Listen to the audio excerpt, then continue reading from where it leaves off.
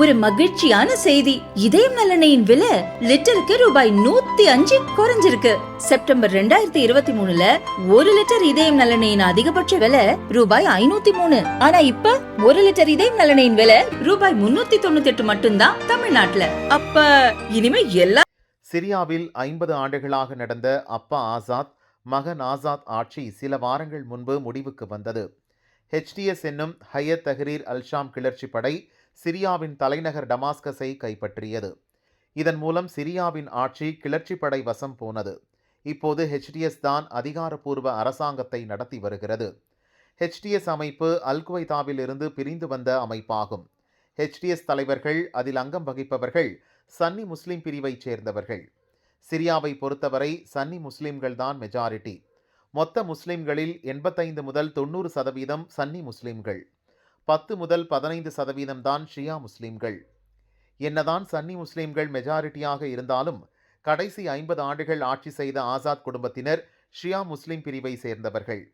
சன்னி ஷியா முஸ்லிம் பிரச்சனையும் உள்நாட்டு போர் வெடிக்க முக்கிய காரணமாக இருந்தது. இறுதியில் 50 ஆண்டு நடந்த ஷியா முஸ்லிம் ஆட்சியை பெரும்பான்மை பிரிவைச் சேர்ந்த சன்னி முஸ்லிம் கிளர்ச்சி படை முடிவுக்கு கொண்டு வந்துவிட்டது.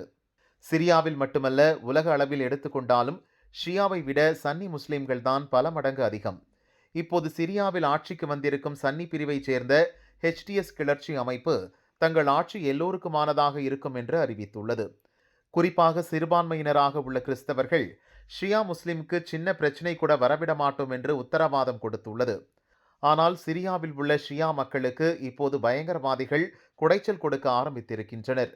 சிரியாவின் தலைநகர் டமாஸ்கஸ் உலகில் உள்ள பழமையான நகரங்களில் ஒன்று.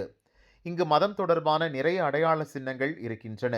அந்த வகையில் டமாஸ்கஸ் புறநகர் பகுதியில் சயீதா சைனாப் என்ற மசூதி உள்ளது. இது ஷியா முஸ்லிம்களின் முக்கிய அடையாள சின்னம். சிரியா முழுதும் உள்ள ஷியா முஸ்லிம்கள் இங்குதான் புனித பயணம் வந்து பிரார்த்தனை செய்வார்கள். இப்படி சயீதா சைனாப் மசூதியை தங்களின் அடையாளமாக ஷியா முஸ்லிம்கள் பார்ப்பதற்கு முக்கிய காரணம் அவர்களது நம்பிக்கை. முகமது நபியின் பேத்தி இங்குதான் புதைக்கப்பட்டார் என்றும் இதுதான் அவரது சமாதி என்றும் ஷியா முஸ்லிம்கள் தீர்க்கமாக நம்புகின்றனர்.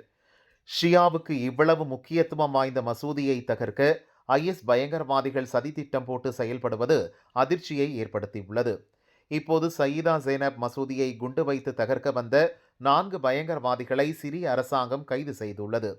இவர்கள் டமாஸ்கஸை ஒட்டிய கிராமத்தில் பதுங்கியிருந்த போது சிக்கினர்.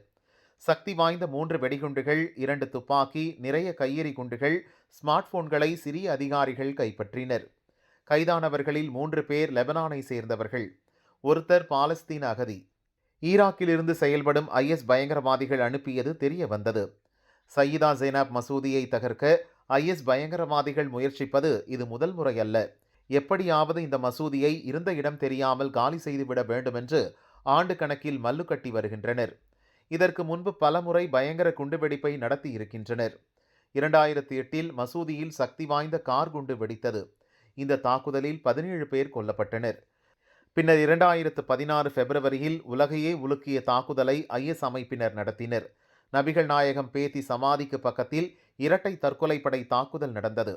சம்பவ இடத்திலேயே கொத்து கொத்தாக மக்கள் கொல்லப்பட்டனர்.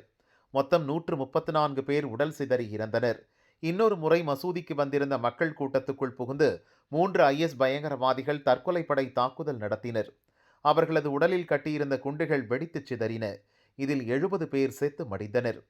2023ஆம் ஆண்டிலும் சயீதா சைனப் மசூதி பக்கத்தில் குண்டுவெடிப்பு நடந்தது. இதில் 6 பேர் கொல்லப்பட்டனர். இப்படி சயீதா சைனப் மசூதியை குறிவைத்து ஈராக் மற்றும் சிரியாவில் உள்ள IS பயங்கரவாதிகள் தொடர்ந்து தாக்குதல் நடத்தி வருகின்றனர். IS பயங்கரவாதிகள் சன்னி முஸ்லிம் பிரிவில் இருந்து வந்தவர்கள். எனவேதான் ஷியா முஸ்லிம்களின் அடையாளத்தை டார்கெட் செய்கின்றனர். IS பயங்கரவாதிகளிடமிருந்து சயீதா சைனப் மசூதியை பாதுகாக்க ஈரான் முன் வந்தது. காரணம், ஈரானில் நடப்பது ஷியா அரசாங்கம். அங்கு ஷியா முஸ்லிம்கள் தான் மெஜாரிட்டி. இதனால் சயீதா சைனப் மசூதியை சுற்றி பாதுகாப்புக்காக ஈரான் ஆதரவு பெற்ற போராளி படையினர் நிறுத்தப்பட்டனர். ஆசாத் ஆட்சி கவிழ்ந்ததால் ஈரான் ஆதரவு படைகள் அங்கிருந்து ஓட்டம் பிடித்தன.